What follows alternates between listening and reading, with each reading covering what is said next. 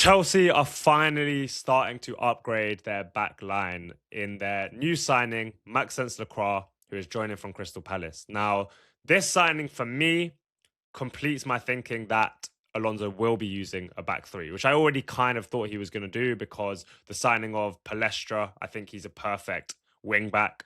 And so this signing also, I think, points towards that.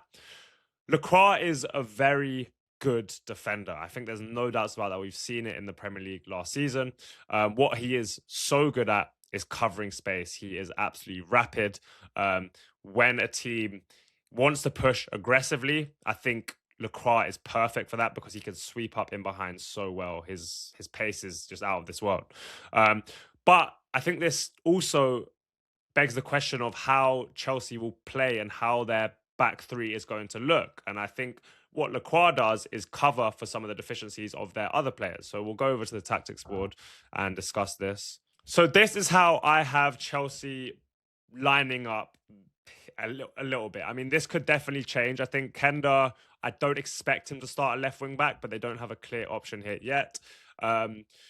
But we'll focus on the back three. The other kind of discussion is midfield. Will Enzo Fernandez be starting with Caicedo? I still expect it to, and obviously goalkeeper as well is a potential issue. But we can just discuss the back three here. So I have Reece James playing at right centre back. Now the reason for this is I think a right wing back role in the Premier League is completely physically demanding. While I think Reece James can do it at his physical best, I just don't expect that to be the best way to use him in terms of his fitness. So I think him at right centre back with the ability to still play really beautiful passes, to step into midfield at times, carry the ball in there as well. But also not have to kind of bomb up and down, get around his man, whip crosses in. I think having him as more of like a deeper creative player is what's going to be best for him and his physical level.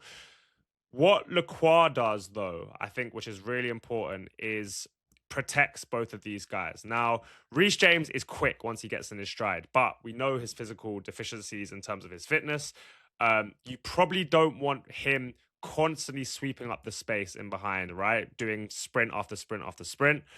Colwill, for me, athletically never looks rapid. I don't think he's terrible there, but I don't think he's rapid. And again, Lacroix is the man that will help sweep up these kind of situations. So what Lacroix really allows for, I think, in this back three is the ability to play really aggressive and high under Alonso. And I think that's going to be what Alonso tries to do, right? Really squeeze the pitch, have these wing backs almost like wingers, like he did in Leverkusen, kind of making this front five shape with your kind of 3-2 base. And that obviously leaves these wide channels a little bit open, but Lacroix is someone that cleans up that so well. We've seen it at Palace time and time again where a ball might get switched in transition and you'd think it's kind of the right centre-back's remit, but Lacroix does it so well to clean up, and this right centre-back then will cover in the middle. And I think that will be his main job. It just really allows Chelsea to be really aggressive. Now, on the ball is where there's some question marks over Lacroix.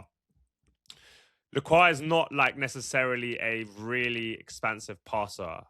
He's not a passer at all, really. I think what will happen with Lacroix is because you can have a back three in different ways, right? Sometimes you have your best passer at centre back, and he's kind of like a deep line playmaker. He steps into this zone, sprays passes. That won't be Lacroix's role. Lacroix will basically lay it off to players who are more comfortable on the ball than him. And I think where this would be a problem is if Chelsea only had one centre back outside who could pass, because if all the build up responsibility was on one of the outside centre backs, teams could easily funnel play to the other one. And let's say, imagine a world where Colwill couldn't pass, you'd be able to kind of get backed into a corner because there's only one route out, and Lacroix isn't going to break lines himself.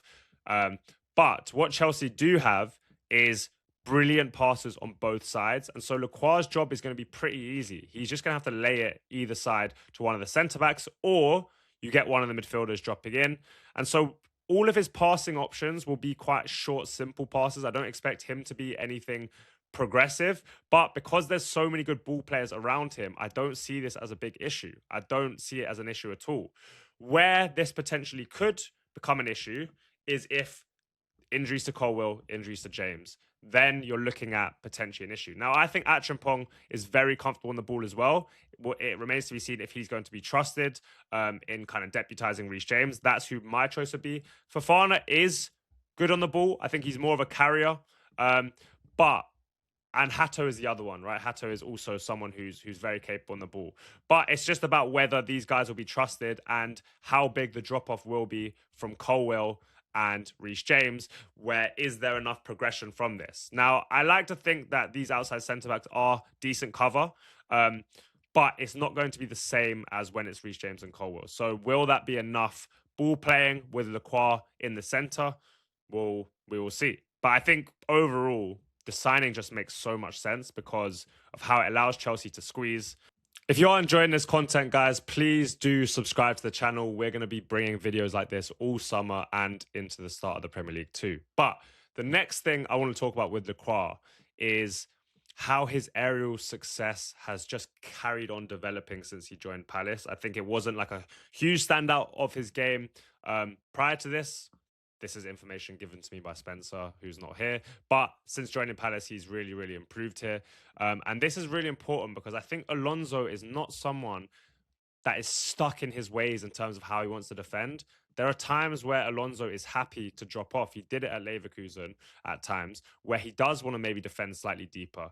The Premier League already is going to be a league where you're going to face so many aerials, right? Let me just put Reece James and Colwill back in. And I do think Lacroix is someone that becomes like a backline leader, especially in the middle of a back three. The middle of the back three is so important to win aerials, right?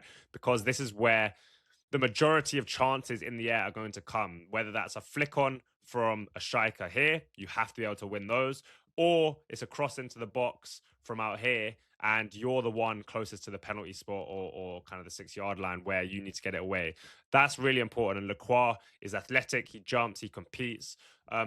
But also set pieces, of course. Set pieces are a massive part of the Premier League nowadays. He's very strong off those, but he's also strong in this box from set pieces, which is always a bonus and is a really huge thing in the Premier League now. And I think him added to this Chelsea back line that's, very technical, not and physical as well. But I think Lacroix just adds that little bit more physicality, aerial ability, athleticism. I think that's something that's really needed, especially if they're going to play a back three. So I think that is a real extra plus point with the signing as well as all the other stuff I said. So that's Lacroix to Chelsea. I hope you enjoyed it.